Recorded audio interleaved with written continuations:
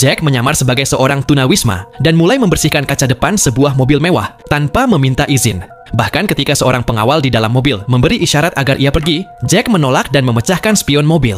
Seorang pengawal keluar untuk menghentikannya, tetapi Jack dengan cepat memukulnya. Menyadari ada masalah, pengawal kedua segera keluar, tetapi nasibnya sama. Di dalam mobil, seorang gadis kecil panik dan melompat keluar untuk melarikan diri. Jack segera mengejarnya dan berhasil menyusul, lalu menghadangnya. Ia memaksa gadis itu untuk masuk ke bagasi mobil dan pergi melarikan diri. Dua pengawal pribadi bersenjata dengan mudah dilumpuhkan oleh seorang pria yang tampak seperti tunawisma. Bos mereka, seorang bandar kejahatan bernama Vincent, marah. Ia memasang hadiah besar bagi siapapun yang bisa menangkap Jack dan bersumpah akan membalas apa yang telah dilakukannya. Di tempat lain, Jack menawarkan sebotol air kepada Eliza, berharap gadis itu mau meminumnya. Namun, Eliza malah mengayunkan kunci roda ke arahnya, lalu berlari kabur.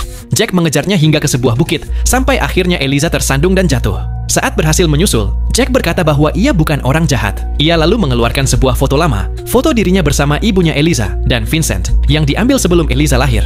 Namun, Eliza tidak mempercayainya. Karena foto saja tidak cukup, Jack lalu mengatakan bahwa ia pernah berjanji kepada ibunya, ia akan menemukan Eliza dan membawanya pergi dari Vincent, apapun yang terjadi. Tetapi tetap saja, Eliza masih tidak percaya dan menolak untuk ikut dengannya. Untuk membuktikan bahwa ia tidak berniat mencelakainya, Jack lalu meletakkan senjatanya di tanah. Ia berkata, Eliza boleh mengambil pistol itu sebagai perlindungan, asal bersedia ikut bersamanya. Begitu Eliza masuk ke dalam mobil, ia langsung menodongkan pistol itu ke arah Jack dan memerintahkannya untuk mengantarnya pulang. Jack menjelaskan bahwa ia tidak bisa karena bensin mereka tidak cukup. Mereka harus berhenti dulu di pom bensin. Untungnya, ada pom bensin di dekat sana. Saat Jack sedang mengisi bahan bakar, Eliza diam-diam membuka pintu dan lari.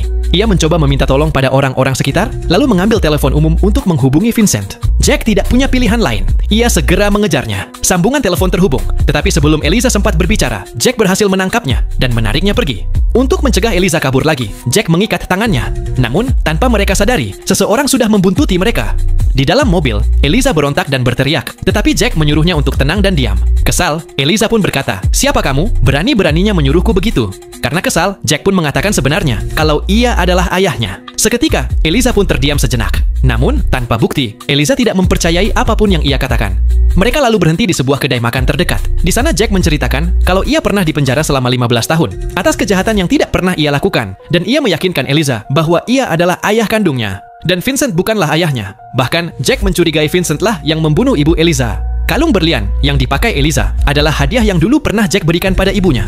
Tepat ketika keadaan mulai sedikit tenang di antara mereka, musuh-musuh Vincent tiba-tiba muncul. Sekelompok geng menyerbu kedai makan itu, dan target mereka adalah Eliza.